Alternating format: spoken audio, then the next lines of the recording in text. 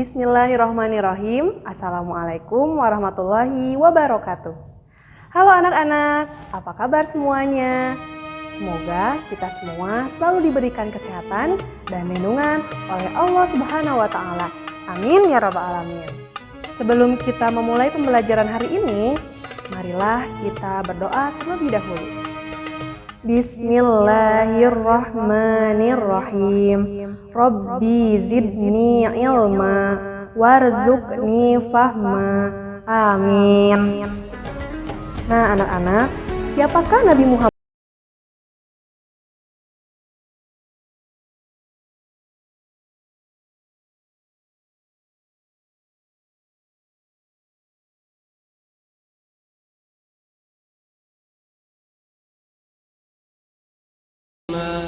Inilah silsilah Nabi Muhammad SAW.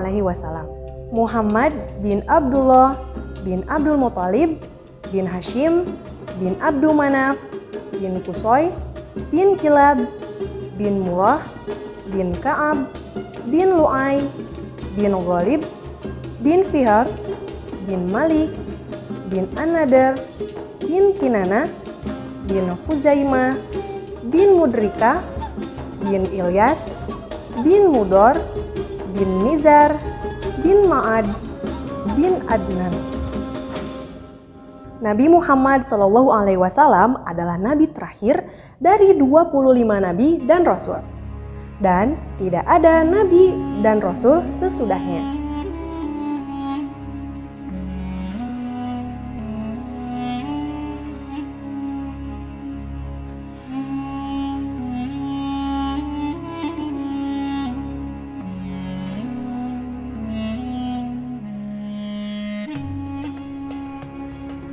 Nabi Muhammad SAW lahir di kota Mekah Al-Mukarramah pada hari Senin tanggal 12 Rabiul Awal bertepatan dengan tahun gajah atau 20 April 571 Masehi. Nabi Muhammad SAW lahir sudah dalam keadaan yatim. Abdullah ayahnya telah lebih dahulu wafat. Sedangkan Nabi Muhammad SAW waktu itu masih dalam kandungan ibunya, kira-kira berusia 2 bulan. Abdullah bin Abdul Muthalib sebagai ayahnya tidak meninggalkan harta benda yang banyak yang akan diwarisi putranya. Abdullah hanya meninggalkan beberapa ekor unta saja. Ibu Muhammad bernama Aminah binti Wahab dari kalangan suku Quraisy yang terpandang mulia di masa itu. Nabi Muhammad SAW pada masa bayi diasuh oleh Halimah. Setelah usia lebih dari 2 tahun, Halimah menyerahkan kembali kepada Aminah.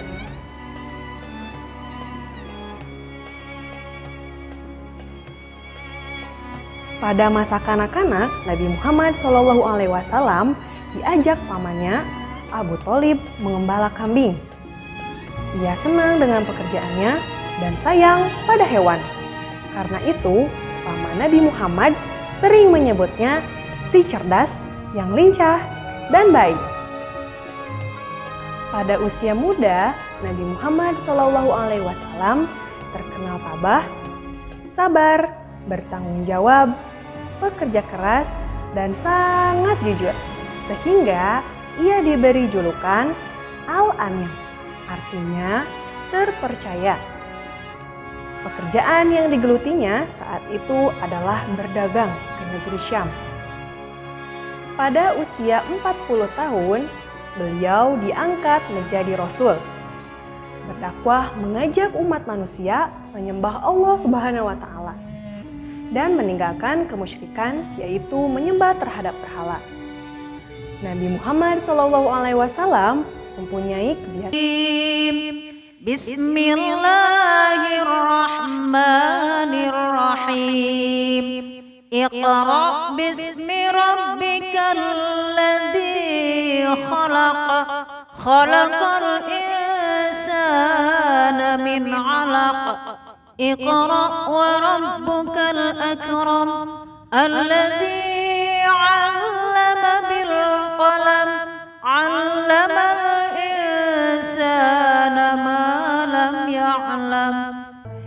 tidak pernah takut sekalipun berhadapan dengan berbagai rintangan. Dakwahnya sering dihadang, bahkan diancam akan dibunuh. Abu Jahal adalah orang yang paling membencinya. Suatu ketika Nabi Muhammad SAW sedang beribadah, lantas Abu Jahal dan komplotannya datang sengaja mengotorinya dengan najis. Namun Nabi Muhammad SAW hanya berdoa kepada Allah Subhanahu wa Ta'ala, "Ya Allah, kepada Engkau aku menyerahkan kaum Quraisy." Doa ini dibaca berulang-ulang. Nabi Muhammad SAW selain terkenal jujur dan pemaaf, juga peduli dan mencintai anak yatim. Nabi pernah berkata, "Barang siapa yang merawat dan mengasuh anak yatim dengan sebaik-baiknya, kelak mereka akan masuk surga dan tempatnya berdekatan dengan Nabi." Hal ini diisyaratkan Nabi dengan jari telunjuk dan jari tengah yang berdekatan dan tidak terhalang apapun. Begitulah cinta Nabi Muhammad SAW kepada umatnya, terutama kepada anak yatim. Rasul terakhir adalah Nabi Muhammad SAW. Tidak ada lagi Nabi dan Rasul setelahnya. Karena Nabi Muhammad SAW sebagai penutup para nabi, maka sering disebut dengan Khotamul Anbiya, artinya penutup atau penghabisan para nabi dan rasul. Nah, anak-anak, pelajaran apa sih yang dapat kita petik dari cerita keteladanan Nabi Muhammad SAW? Yang pertama, Nabi Muhammad SAW lahir bertepatan pada tahun gajah atau tahun 571 Masehi. Yang kedua, Nabi Muhammad SAW lahir dalam keadaan yatim. Yang ketiga, di waktu kecil sering membantu mengembala kambing. Yang keempat, pada usia muda rajin bekerja dan tangguh. Yang kelima, Nabi Muhammad SAW terkenal sebagai orang jujur dengan gelar Al-Amin. Yang keenam, Nabi Muhammad SAW pada usia 40 tahun diangkat menjadi Rasul. Yang ketujuh, Nabi Muhammad SAW menerima wahyu Al-Quran di Gua Hiro. Yang delapan, cinta dan sayang kepada anak yatim.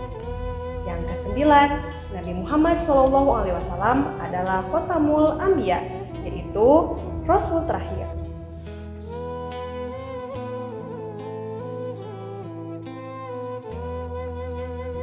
Anak-anakku yang soleh dan solehah, itulah kisah keteladanan Nabi Muhammad SAW yang harus kita contoh dan terapkan dalam kehidupan sehari-hari. Dan untuk tugas kalian hari ini adalah yang pertama, tuliskan 5 contoh keteladanan Nabi Muhammad SAW dalam kehidupan sehari-hari. Dan yang kedua, mengapa orang-orang memberi gelar Al-Amin kepada Nabi Muhammad SAW dan apa arti dari Al-Amin tersebut? Alhamdulillahirrabbilalamin. Sekian pembelajaran hari ini. Tetap semangat, selalu jaga kesehatan. Billahi taufiq wal hidayah. Wassalamualaikum warahmatullahi wabarakatuh.